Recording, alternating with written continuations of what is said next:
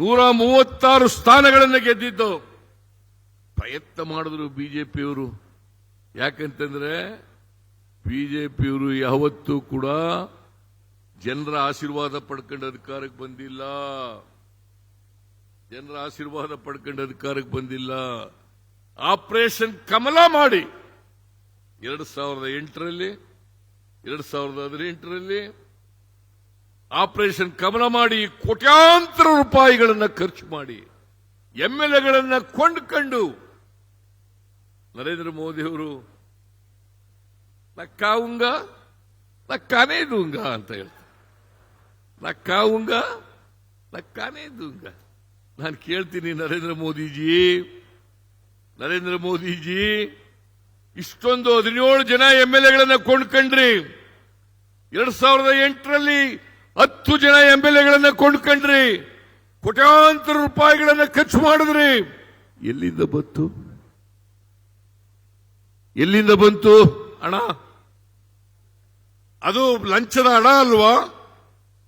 ಲಂಚದ ಹಣ ಅಲ್ಲ.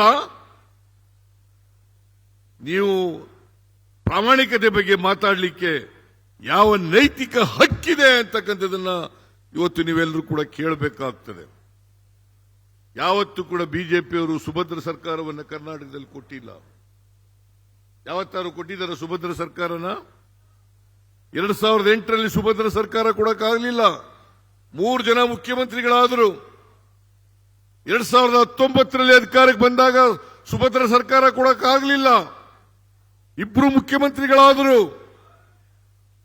ನಾವು 2013ರಲ್ಲಿ ಅಧಿಕಾರಕ್ಕೆ ಬಂದಾಗ 121 ಜನರನ್ನ ಗೆದ್ದಿದ್ದು, 121 ಎಂಎಲ್ಎಗಳನ್ನು ಗೆದ್ದು 2023ರಲ್ಲಿ 36 ಸ್ಥಾನಗಳನ್ನು ಗೆದ್ದು ನಾವು ಸುಭದ್ರ ಸರ್ಕಾರವನ್ನು ಕೊಡ್ತೇವೆ. ಈಗ ಕಾಯ್ತಾ ಇದ್ದಾರೆ ಅವರು. ಸಿದ್ದರಾಮಯ್ಯನವರ ಸರ್ಕಾರ ಬಿದ್ದೋಯ್ತದೆ. ಏನ್ ವಿಜೇಂದ್ರ, ಅಶೋಕ, ಕುಮಾರಸ್ವಾಮಿ ಏನ್ ಪೈಪೋಟಿ ಮೇಲೆ ಕಾಯ್ತಾ ಇದ್ದಾರೆ. ಮುಖ್ಯಮಂತ್ರಿಗಳಾಗ್ಬಿಡ್ತೀವಿ. ನಾನು ಹೇಳ್ತೀನಿ, ನೀವು ಯಾವ ಕಾರಣಕ್ಕೂ ಕೂಡ ಮುಖ್ಯಮಂತ್ರಿಗಳಾಗಲ್ಲ.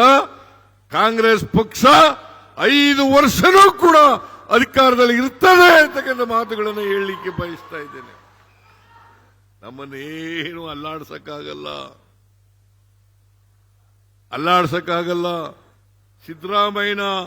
ಸಿದ್ದರಾಮಯ್ಯನ ಇಮೇಜ್ಗೆ ಕಪ್ಪು ಮಸಿ ಬಳಿಬೇಕು ಅಂತ ಹೇಳಿ ಪ್ರಯತ್ನ ಮಾಡ್ತಾ ಇದ್ರೆ ನಿಮ್ಮಿಂದ ಸಾಧ್ಯ ಇಲ್ಲ.